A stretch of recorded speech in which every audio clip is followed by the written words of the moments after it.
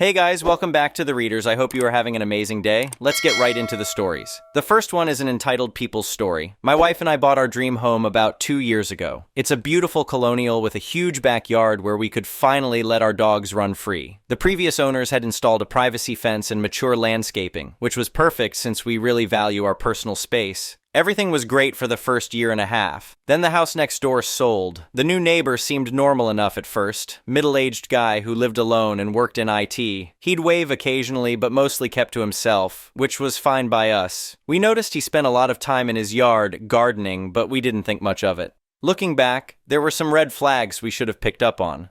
For one thing, he was always finding excuses to peer over the fence when my wife was out sunbathing or when we had pool parties. He'd suddenly need to trim branches or check his gutters anytime we had company over. It was weird, but we tried to give him the benefit of the doubt. Things started getting stranger about 6 months ago. Our dogs began acting really skittish in certain parts of the yard, especially near the fence line. They'd bark at seemingly nothing and refuse to go near certain bushes.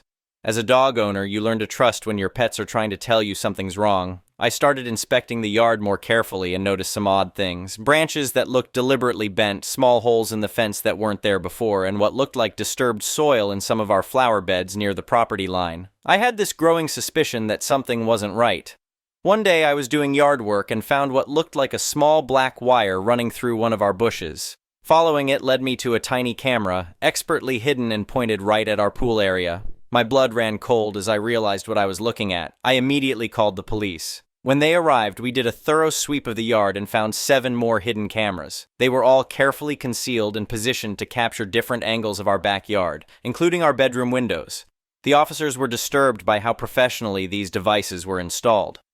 "This is some serious surveillance equipment," one officer said, examining the cameras. "These aren't your typical home security cameras. They're high-end stuff with night vision and wireless capability." They went to question my neighbor, but surprise, surprise, he wasn't home. In fact, his car was gone and the house looked empty. The officers took the cameras as evidence and filed a report, but warned me that without catching him in the act of installing them, it might be hard to prove he was responsible. I was furious, but tried to stay calm and think logically. My IT background came in handy as I started examining our home network records. Sure enough, I found evidence of unauthorized devices trying to connect to our Wi-Fi. The timestamps matched perfectly with when we started noticing strange behavior from our dogs, but the real bombshell dropped a few days later. A friend called me in a panic, saying she'd found some disturbing videos for sale on a private streaming website. Someone was selling exclusive backyard footage, and the thumbnail was clearly our pool area.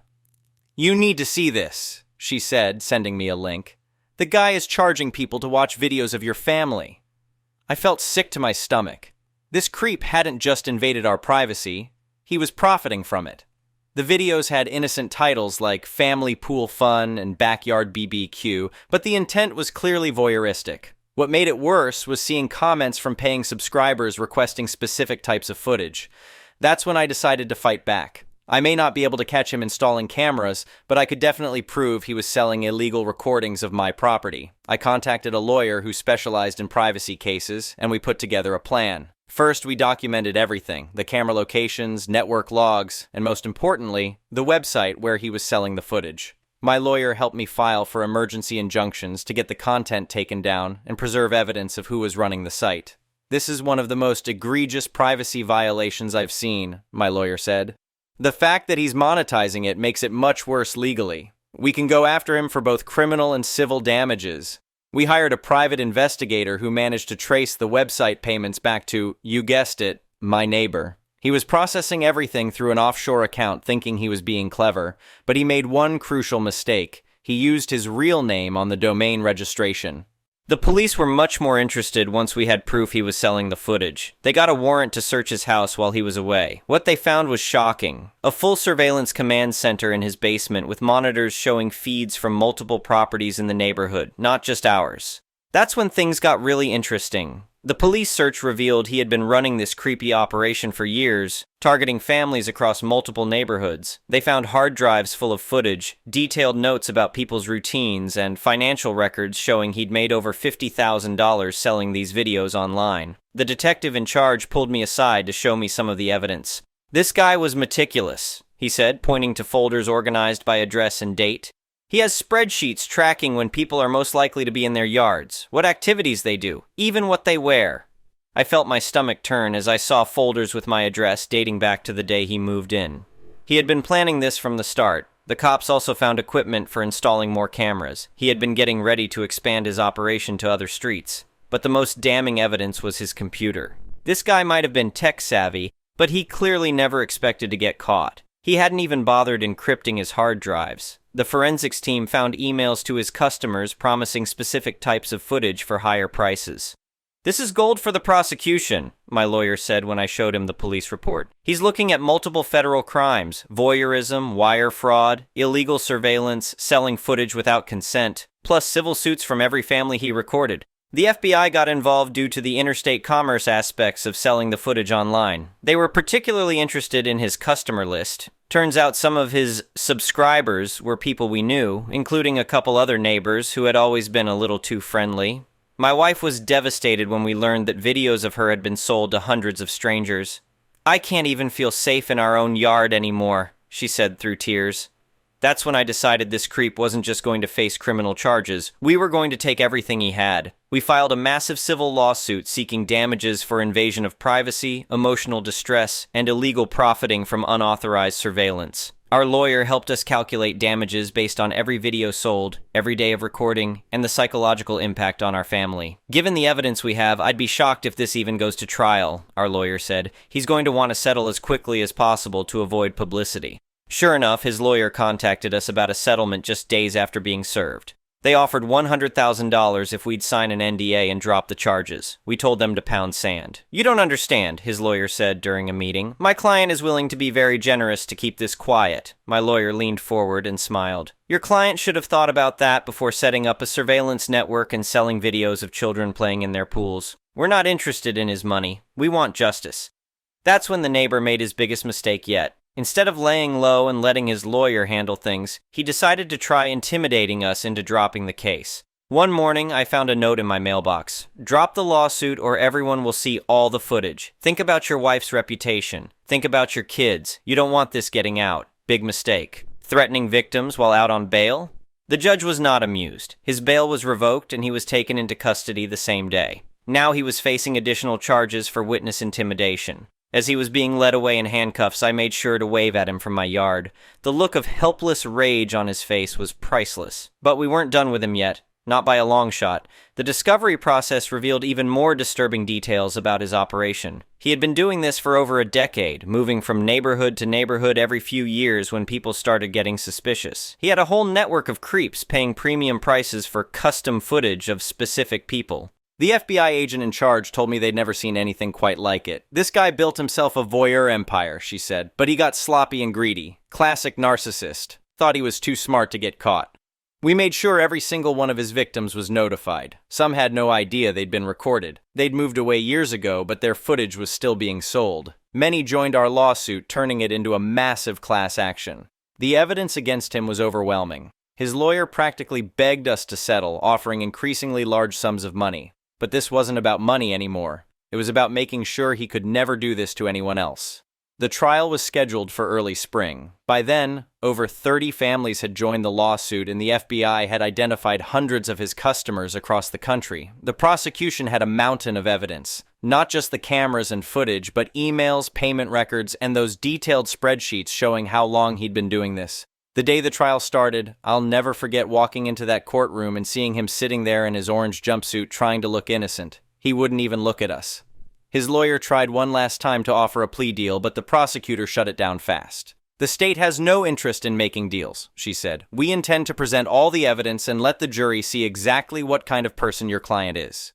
The trial lasted 2 weeks. Victim after victim took the stand, telling their stories of how this creep had violated their privacy and sense of security. Some broke down crying when shown the footage he'd sold of their children playing in their yards. The jury looked more disgusted with each testimony. When it was my turn to testify, I made sure to look him right in the eye as I described finding those cameras in my yard. He finally met my gaze and had the nerve to smirk. That's when I knew he still didn't think he'd done anything wrong. His defense was pathetic. They tried claiming he was just running a security consulting business to test people's vulnerability to surveillance. The prosecutor tore that apart in about 2 minutes by showing his emails to customers specifically requesting creepy footage of women and children. Would a legitimate security consultant sell videos of people's wives sunbathing? She asked him on cross-examination. Would they specifically advertise footage of kids in pools?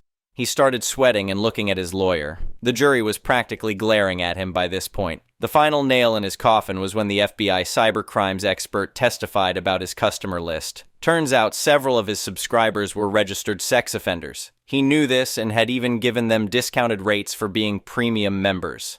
It took the jury less than 3 hours to find him guilty on all counts. The judge didn't hold back during sentencing. In my 30 years on the bench, I've rarely seen such a calculated and persistent violation of people's privacy and sense of security, she said. You didn't just invade these families' personal spaces, you profited from their violation and enabled others to participate in your voyeuristic enterprise. She gave him 20 years in federal prison, plus another 10 years of supervised release. He's required to register as a sex offender for life. The civil judgment was even better. The judge awarded us and the other families over $10 million in damages. But I don't have that kind of money, he protested during the civil hearing. Then I guess we'll just have to take everything you do have, my lawyer replied with a smile.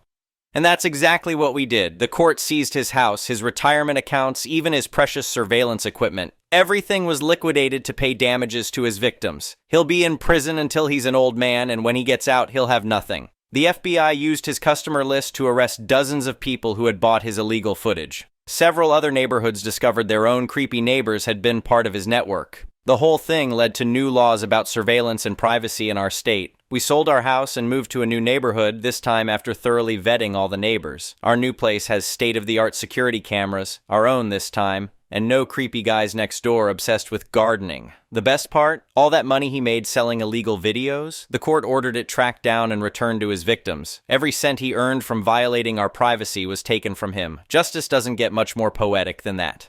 My wife still has trouble relaxing in the backyard sometimes, but we're working through it. We've turned our experience into something positive by starting a neighborhood watch program focused on preventing this kind of thing from happening to other families. I give talks at community meetings about spotting warning signs and protecting your privacy. Looking back, I'm glad we didn't take his settlement offers or let him intimidate us into silence. Some things are more important than money, like making sure a creep faces real consequences for treating people's private lives like his personal peep show. Last I heard, he tried to appeal his conviction but got shut down hard. He'll be enjoying his new federal accommodations until at least 2043. I hear the view from his cell window isn't nearly as interesting as what he used to spy on. As for us, we're doing great. Our new house has no hidden cameras. We check regularly. Our dogs love the bigger yard, and most importantly, we feel safe again.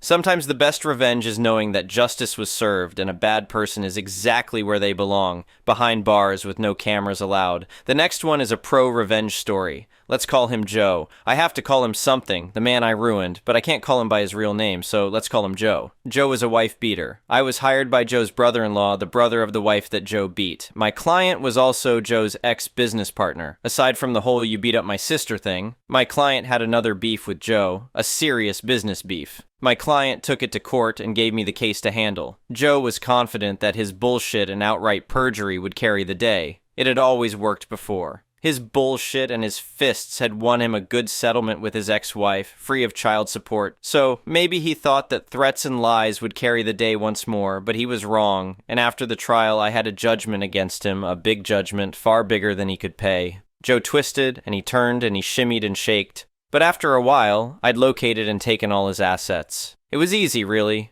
Joe had no thought of consequences, and so he didn't lawyer up until it was too late. If one of my clients ever sues you, you're in trouble because my clients lawyer up before they even know your name. But Joe didn't lawyer up until the process server threw the papers at his feet, and by then, it was far too late. I went through Joe's assets like a meat grinder, and after a while, Joe had but one property left, a house, and he clung to that house, for it was rented out, and his sole source of income. Joe lived in the unfinished basement, and he survived on what the upstairs tenants paid him. He cashed their rent checks at payday loan places, paying hefty fees, but it was worth it, because he knew that I'd garnish any bank account that he opened. Joe managed to hide his rental place from me for a while because he owned it through a numbered company, but my investigator found him one day and followed him home. Joe self-repped his way through the next stage, which took a couple of years, while I punctured his corporate veils and his sad efforts at a fraudulent conveyance, but in the end, I had his last house. The house where he lived in the unfinished basement. Joe stepped out one day to get a pack of cigarettes, and when he came back, the sheriff had changed the locks.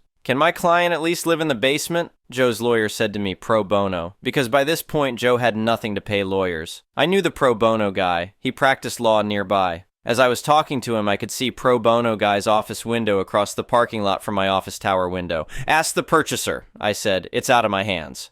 And it was. I told Joe's lawyer that the new owner, a nominee, one of my client's employees, wouldn't let him back into his shitty basement apartment. Joe, a man who had owned this and that here and there and all over town, had just lost the last thing he owned on earth.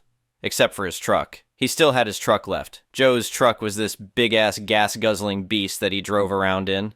It was too old and too frail to be worth seizing, so I let Joe keep it, and I was glad I did that because now the truck was where Joe slept, until he made a mistake and lost his truck too. He lost his truck the day I got a phone call from the tenants at the house that Joe used to own. "He came back and parked his truck across the driveway," the tenant said, adding that Joe had gone nuts. He'd parked his truck there in a rage out of spite and then walked into town saying he'd be back later that day to sleep in his truck. "Can you get around the truck?" I asked. The tenant could not. The driveway was blocked. I called one of the tow truck guys that I used to defend back in my criminal lawyer days, and in a couple of hours that truck was gone and parked somewhere else, somewhere special in accordance with my specific instructions.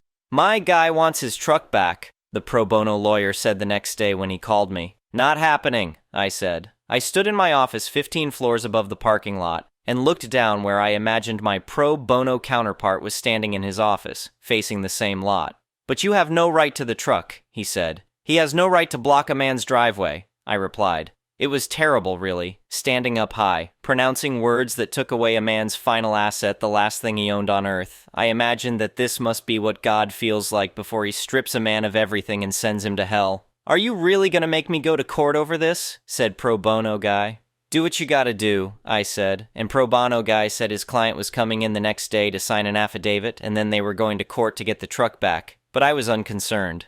The next day was bright and the sun was shining, and it was 9 a.m. as I looked out the window and sipped my coffee. My phone rang. I picked up. It was pro bono man. "Why didn't you tell me that Joe's truck was parked right outside my office?" His voice was tight, and I could tell that he must have been shaking with anger. "Is that so?" I said, staring out at Joe's truck parked 15 stories below me. "How careless of my bailiff to leave the truck where your client could easily take it back. I really must speak to him." "Very funny. My client's going to sue." "No, he isn't. He's going to get in that truck and drive away right now. I told my tow guy to fill up the tank, and he gave it an oil change too, gratis. Tell your client to get in his truck and drive off, and that if I ever see that truck again, I'll seize it, to satisfy the rest of my client's judgment." Pro bono guy tried to argue, but I was firm. Then I put the phone down and picked up my coffee. A few minutes later, Joe walked out of his lawyer's office and over to his truck. As he walked, I saw that there was no longer a bounce to his step. The joy had gone out of him. Joe wasn't the first guy I ruined, and he won't be the last, but he is the only one whose final ruin I witnessed from on high, from my office. And it was one of the most powerful experiences of my life, watching a man walk to his truck, knowing that I had stripped him of everything else he had, and that he owed his possession of his last asset, his truck, to my mercy. Joe drove away, his big-ass ancient truck spilling clouds of smoke from the exhaust. I was pretty sure I'd never hear from him again, and I never did. Thank you for watching. I would really appreciate it if you could like the video and subscribe to our channel if you haven't already. We'll see you again tomorrow.